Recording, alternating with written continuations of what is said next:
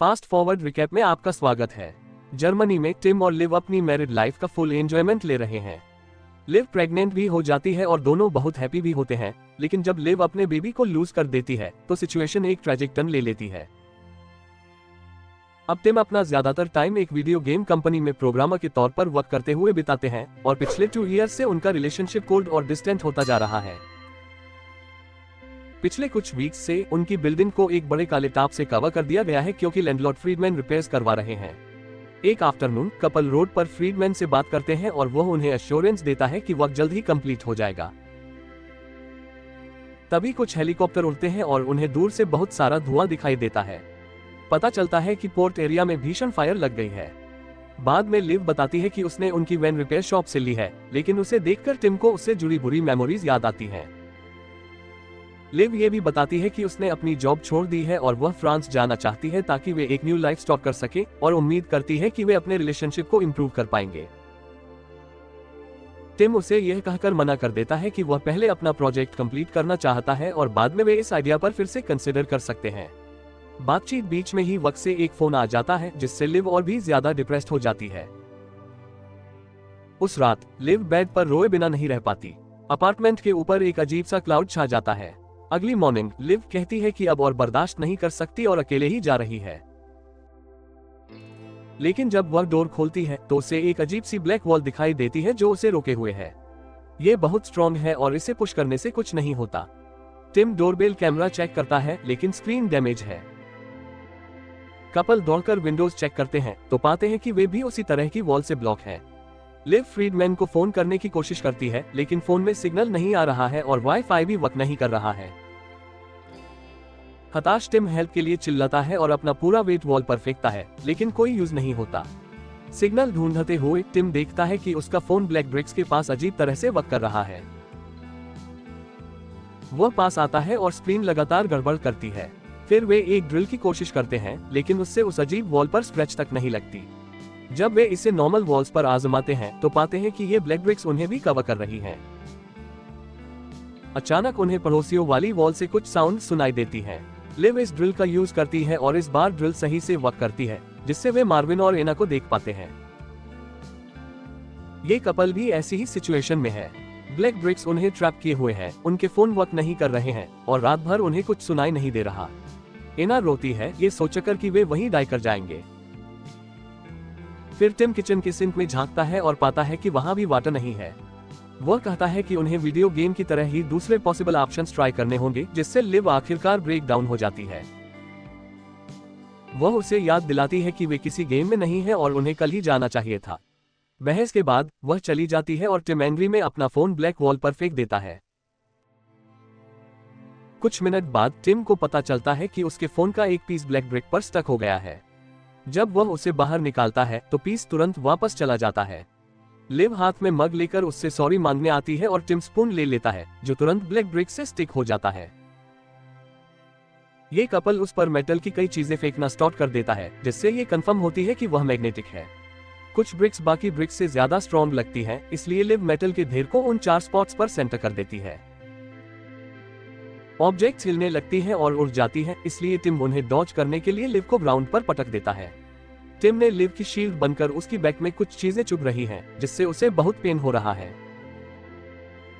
Live carefully उन सभी चीजों को निकालती है और उसके वाउंड्स को क्लीन करती है। बाद में जब वे ब्रेकफास्ट कर रहे होते हैं तो उन्हें अपने पड़ोसी के अपार्टमेंट से स्क्रीमिंग शाउटिंग की आवाज सुनाई देती है। वे होल से झांकते हैं और देखते हैं कि प्लेस मेस है। आवाजें किसी फाइट और ग्राउंड पर चीजें फेंके जाने का साइन देती हैं। अचानक अपार्टमेंट में साइलेंस छा जाता है और टिम और लिव इतने वोराइड हो जाते हैं कि वे वॉल ब्रेक करके एक बड़ा होल बनाने लगते हैं। काफी मेहनत के बाद टिम एक बैट उठाता है और कपल अंदर जाते हैं। अपार्टमेंट की सर्च लेते हुए उन्हें कारपेट पर ब्लड के स्टेन्स दिखाई देते हैं। आखिरकार उन्हें अन्ना ग्राउंड पर पड़ी मिलती है और वे उसे उठाने में हेल्प करते हैं। महिलाएं सक्सेसफुली वहां से निकल जाती हैं, लेकिन टिम को मार्विन पकड़ लेता है और बेड से उसका थ्रोट चोक करने की कोशिश करता है। लिव दौड़कर वापस आती है और मार्विन के फेस पर पेपर स्प्रे करती है। तभी टिम उसे बेड से मारता है। वह चिल्लाने लगता है और थ्रेटन करता है कि अगर मार्विन ने अन्ना को दोबारा हिट किया तो वह और भी बुरा करेगा। हालांकि एना अपने बॉयफ्रेंड की प्रोटेक्ट के लिए वापस दौड़ती है और कहती है कि उसने उसे इंजरी नहीं पहुंचाई। वह बताती है कि उसने वॉल पर मारने की कोशिश की थी और एक्सीडेंटली उसे ही लग गई। लिव और टिम अभी भी अलर्ट हैं, इसलिए वे मार्विन के हैंड्स बांध देते हैं जब तक कि वह कॉन्शियस नहीं आ जाता।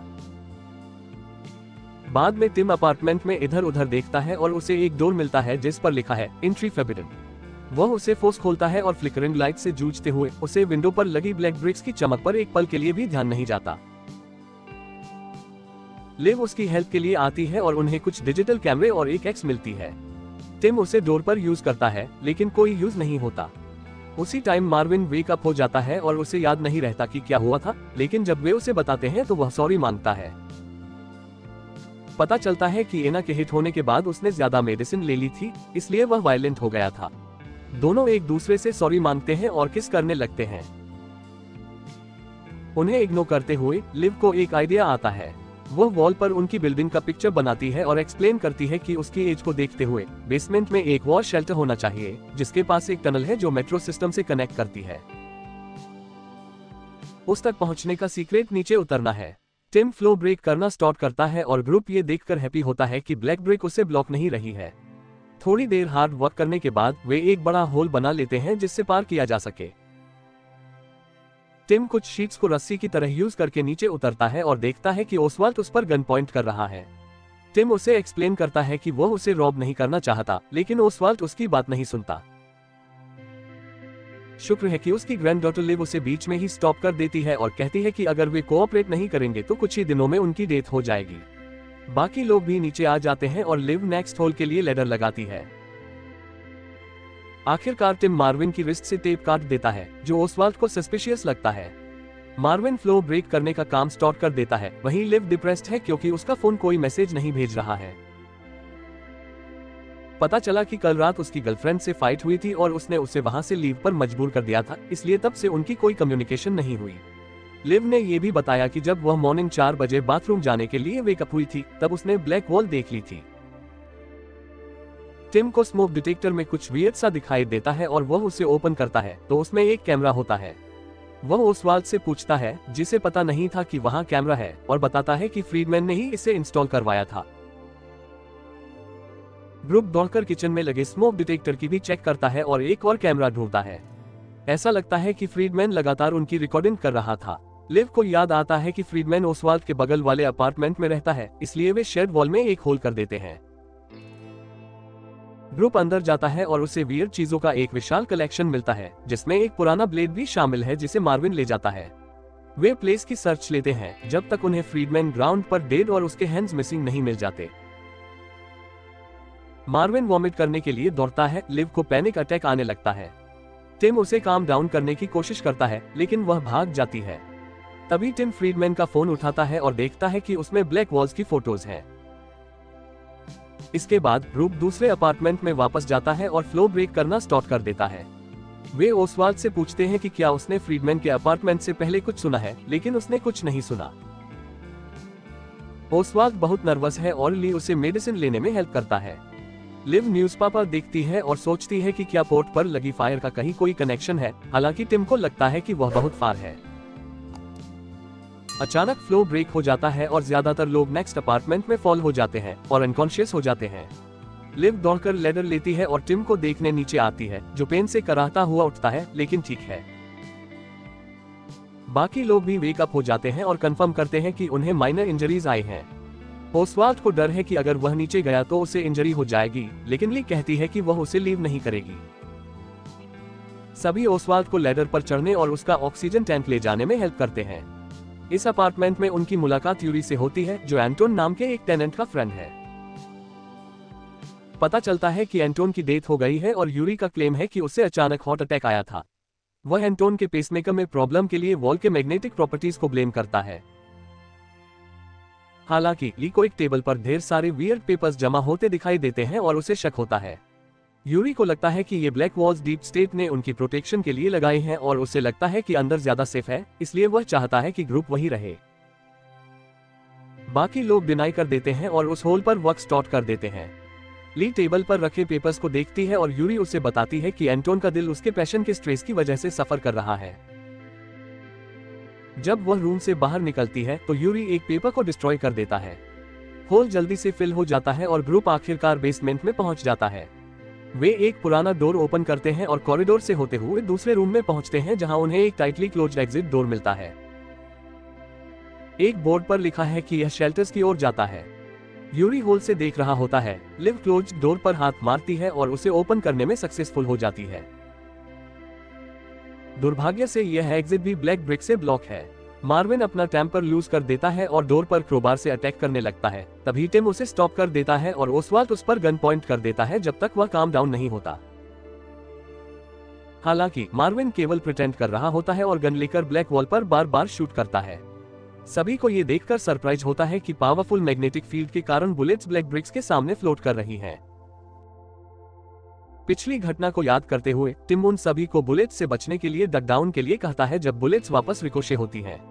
दुर्भाग्य से ओसवाल्ड इतना ओल्ड है कि फास्ट नहीं मूव कर सकता और एक बुलेट उसकी लाइफ ले लेती है। ली रोते हुए उसके बॉडी से हग कर जाती है। ग्रुप अपार्टमेंट में लौटता है और एना सोचती है कि क्या उन्हें किसी रीजन के लिए चुना गया था। वह बताती है कि जब वह 15 साल की थी तो एक साइकिल एक्सीडेंट के बाद 2 मिनट के लिए वह डेड हो गई थी, और पूछती है कि क्या किसी और को भी नियर डेथ या ऐसा ही कुछ एक्सपीरियंस हुआ है। ली बताती है कि उसकी मां कैंसर से डाई हो गई और यूरी बताता है कि उसने पुलिस की ड्यूटी पर किसी की मर्डर कर दी थी। मार्विन ने ओसवाल्ड को जरूर मारा था और इसके लिए सॉरी मांगता रहता है। टिम अपने बेबी के बारे में बात नहीं करना चाहता, लेकिन लिव फिर भी उन्हें मिसकैरेज के बारे में बताती है, इसलिए टिम दूसरे रूम में भाग जाता है। लिव उसका पीछा करती है और वे इस बारे में फाइट करते हैं। लिव कहती है कि उन्हें आखिरकार इस बारे में ओपनली बात करनी ही होगी क्योंकि वे जल्द ही डाई कर सकते हैं। ये सुनकर टिम एक्सप्लोड हो जाता है और वे शाउट करने लगते हैं ताकि सब उनकी फाइट सुन सके। टिम कंप्लेन करता है कि लिव चाहती है कि वह ओवरनाइट जॉब क्विट कर दे और लिव भी एक्सप्लोड हो जाती है और कहती है कि यह ओवरनाइट नहीं हुआ। मिसकैरेज के बाद से टिम अपने कंप्यूटर के चक्कर में उसे इग्नोर कर रहा है और इस बारे में टॉक करने से रिफ्यूज कर रहा है, इसलिए उसे अपने ग्रीफ से अकेले ही जूझना पड़ रहा है। लिव को लगता है कि उसने उसे अबैंडन कर दिया है और वह रूम से बाहर चला जाता है। इस बार ज्यादा हेल्पफुल बनने की ठान कर टिम ग्रुप को और क्लू ढूंढने के लिए फ्रीडमैन के अपार्टमेंट में वापस ले जाता है। ली को लगता है कि उन्हें एंटोन के मिस्टीरियस नोट्स भी देखने चाहिए, लेकिन यूरी की बात अनसुनी कर देता है जब वह कहता है कि वह सब रीड कर चुका है। ग्रुप सर्च के लिए अलग हो जाता है और ली को पता चलता है कि एंटोन के एक पेपर का पैटर्न ब्लैक वॉल जैसा ही है।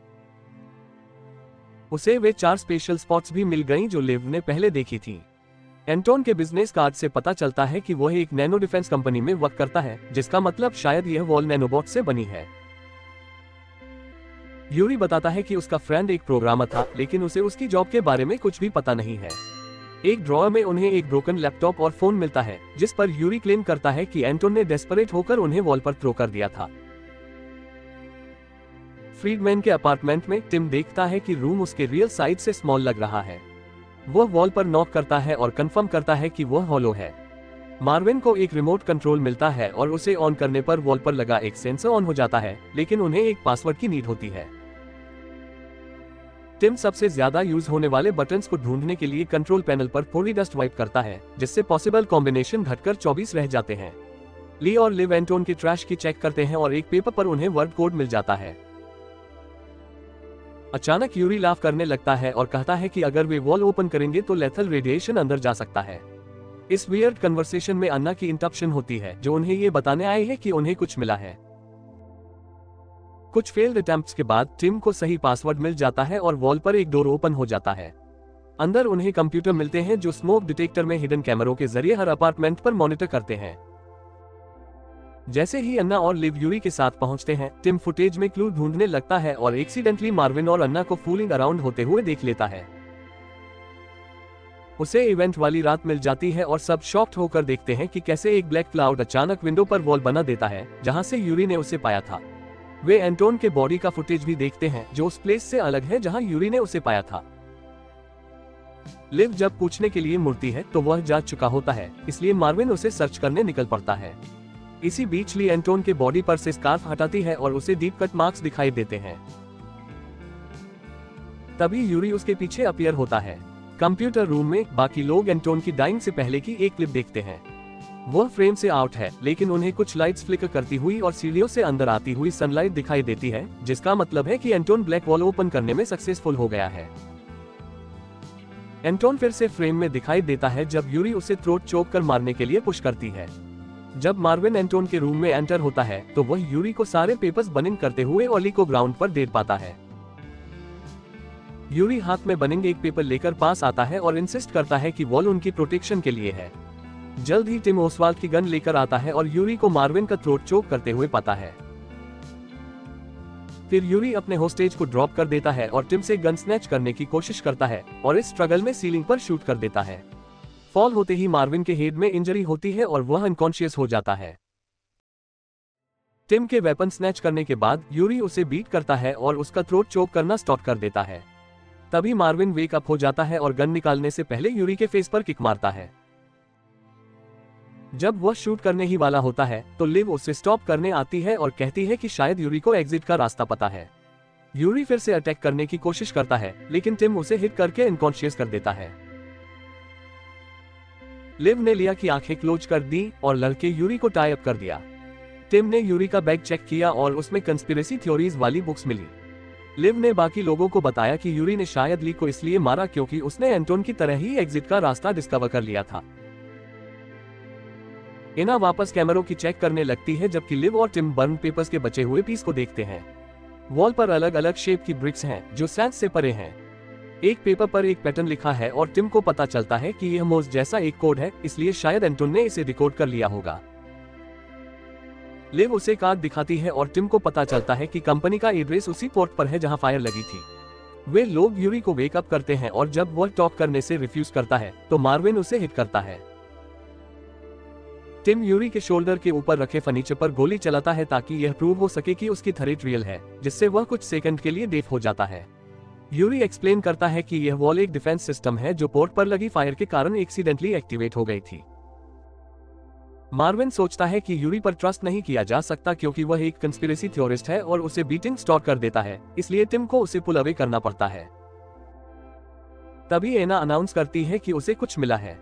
पता चला कि एंटोन ने ब्रिक्स को स्कैन करने के लिए अपने फोन पर एक ऐप प्रोग्राम किया था जिससे एक क्यूआर कोड जनरेट होता है। वॉल ओपन करने के लिए 4 स्पेशल स्पॉट्स पर लाइट शाइन करनी पड़ती है। लिव वह ब्रोकन फोन ले आती है जो उसे पहले मिला था और टिम उस इंफॉर्मेशन को एक्सेस करके ऐप को रिक्रिएट करता है, फिर उसे एक वर्किंग फोन में इंस्टॉल करता है। ग्रुप अपार्टमेंट में वापस आता है और डोर पर लगे ऐप का यूज करता है। स्क्रीन पर 4 स्पॉट्स दिखाई देते हैं और टिम उन्हें प्रेस करता है, जिससे ब्रिक्स अंततः किसी लिक्विड जैसी चीज में ट्रांसफॉर्म हो जाती हैं। एना उसे अपनी फिंगर से टच करती है और सबस्टेस उसे एक पल के लिए कवर कर लेता है, फिर वह उसे वापस पुल बैक कर लेती है। फिर वह अपना पूरा हैंड इंसर्ट करती है और कहती है कि उसे हीट लग रही है और कुछ मूव कर रहा है। यूरी बार बार कहता है कि यह डेंजरस है, इसलिए मार्विन उसे हिट करता है और फिर अन्ना से कहता है कि वह अपना हैंड रिमूव करे। हालांकि अन्ना ऐसा नहीं कर पाती। दरअसल नैनोबॉट्स उसे अंदर पुल करते रहते हैं और उसका लेग भी कैच कर लेते हैं। बाकी लोग उसे बाहर पुल आउट करने की कोशिश में उसके बॉडी को होल्ड कर लेते हैं और देखते हैं कि वॉल फिर से सॉलिडिफाई होने लगी है। बदकिस्मती से वे इतने स्ट्रॉन्ग नहीं होते और वॉल फिर से ब्रिक्स में बदल जाती है, उन्हें पीछे पुश करती है। मार्विन रोते हुए अन्ना के पास दौड़ता है क्योंकि वह अब डेड है और उसका लोअर बॉडी मिसिंग है, जिससे फ्रीडमैन के साथ क्या हुआ ये समझ आता है। यूरी लाफ करता है और कहता है कि वॉल उन्हें कभी लीव नहीं देगी, जिससे एंग्री मार्विन उसे मल्टीपल टाइम्स शूट करता है और फिर खुद को डिलीट कर देता है। कुछ मिनट बाद टिम लिव से सॉरी मांगता है। वह बताता है कि मिसकैरेज वाले दिन उसके अंदर कुछ ब्रोकन हो गया था और उसे समझ नहीं आ रहा था कि उसे कैसे फिक्स किया जाए। वे हग करते हैं और स्वीट बातें करते हैं, एक दूसरे को याद दिलाते हैं कि वे लव में क्यों हैं। इससे उन्हें आखिरकार रिकंसिल करने में हेल्प मिलती है। बाद में टिम ऐप को दोबारा यूज करने का डिसाइड करता है, ये सोचकर कि उसने बटन्स को रॉन्ग ऑर्डर में प्रेस कर दिया होगा। लिव देखती है कि हर बटन अलग अलग टाइम लाइट फ्लैश कर रहा है, इसलिए वे फुटेज की चेक करके पता लगाते हैं कि एंटोन ने किस ऑर्डर में बटन प्रेस किया था। उसी टाइम यूरी वेक अप हो जाती है। जब ये कपल दोबारा ट्राई करने ही वाला होता है तो यूरी अचानक अटैक करता है और टिम को हेड पर पंच मारकर ड्रॉप कर देता है। फिर वह लिव की तरफ जाता है जो बैक अप करते हुए होल में फॉल हो जाती है। टिम यूरी को किक मारकर डाउन कर देता है और खुद भी लिव को सेव करने के लिए जंप कर पड़ता है। ये कपल बेसमेंट के कॉरिडोर से भागकर एक डोर क्रॉस करता है, जिसे टिम यूरी को इनसाइड आने से रोकने के लिए टाइटली क्लोज कर देता है। लिव ब्लैक वॉल पर लगे ऐप का यूज करती है। यूरी इनसाइड एंटर करके टिम का थ्रोट चोक करने लगता है। ऐप सक्सेसफुल हो जाता है और ब्रिक्स आखिरकार ओपन हो जाती हैं, लेकिन दोनों अभी भी फाइटिंग हैं। टिम लिव से कहता है कि वह उसके बिना ही चली जाए क्योंकि वॉल क्लोज होने लगी है, लेकिन वह डिनाई कर देती है। यूरी टिम को नाइफ मारने के लिए तैयार होता है, लेकिन लिव उसे बैक से क्रोबार से हिट कर देती है। अब ये कपल लास्ट डोर क्रॉस करता है और आखिरकार बिल्डिंग से बाहर निकल पाता है। बाहर उन्हें सिटी ब्लैक ब्रिक्स से कवर हुई दिखाई देती है। उनकी वैन ठीक है, इसलिए वे उसमें बैठकर ड्राइव अवे कर जाते हैं। रेडियो पर न्यूज आती है कि यह एक्सीडेंट पोर्ट में लगी फायर के कारण हुआ था। फिल्म यहीं खत्म होती है। कहानी अच्छी लगी हो तो कृपया चैनल को सब्सक्राइब करें और बेल आइकन को दबा दें ताकि आप इसी तरह के और वीडियो देख सकें। देखने के लिए धन्यवाद।